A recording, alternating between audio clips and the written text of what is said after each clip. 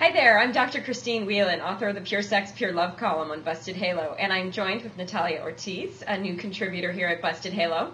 And in our last Thinking Out Loud, we were talking about the new Sex and the City movie.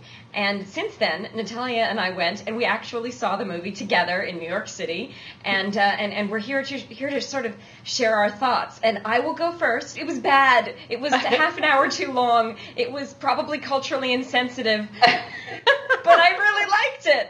I loved it, and like I told you, just by what I tweeted after I walked out of the theater, I mean, it says a lot. And I wrote, "It's bad, but I loved it anyway." One thing that they did again, which they did in the series a lot, is write it in a way that other women who may not be just like the characters could relate to. So, for example, when Charlotte and Miranda had their heart-to-heart about how hard it was being a mom, even my eyes welled up. And I'm not married and I don't have children.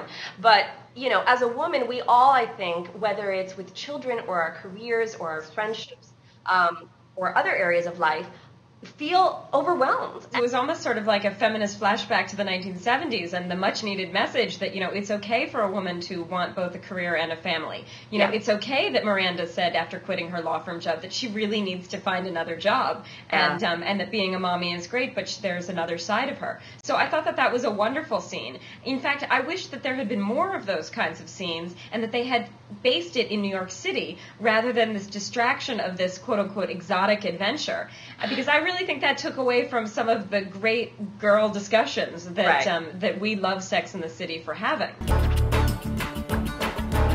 Carrie and Big and the TV in the bedroom. I have to say, that was one of my favorite issues in the movie, because early on in my marriage, my husband and I decided we would never have a TV in the bedroom for that very reason, that, you know, this idea of sort of turning on the TV and having background noise and not paying attention to each other. I think that's something that couples really struggle with. An issue that I liked that they brought up in the movie was the fact that are there rules for relationships that couples should abide by? Those are issues that we don't really get in other shows or other movies, really, to tell you the truth. I mean, I think that's why we like Sex and the City so much, is because it's a little bit more thought-provoking. These women are in Abu Dhabi, and they're kind of breaking all the rules. Yeah. Especially Samantha, who is being sexually sort of explicit in her actions, and in that scene where she's dressed improperly for the culture, and she's making sexual gestures toward the men, and basically giving the finger to all religious Muslims, but literally and figuratively by her behavior.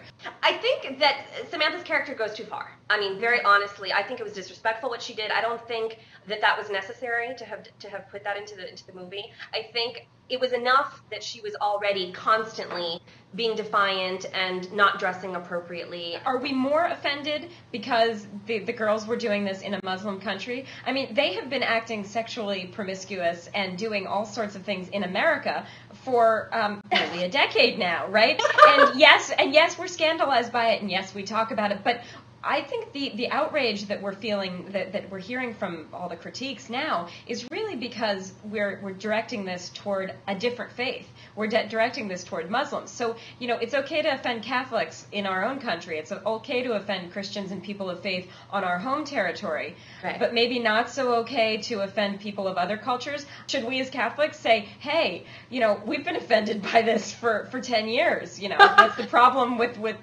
offending Muslims now.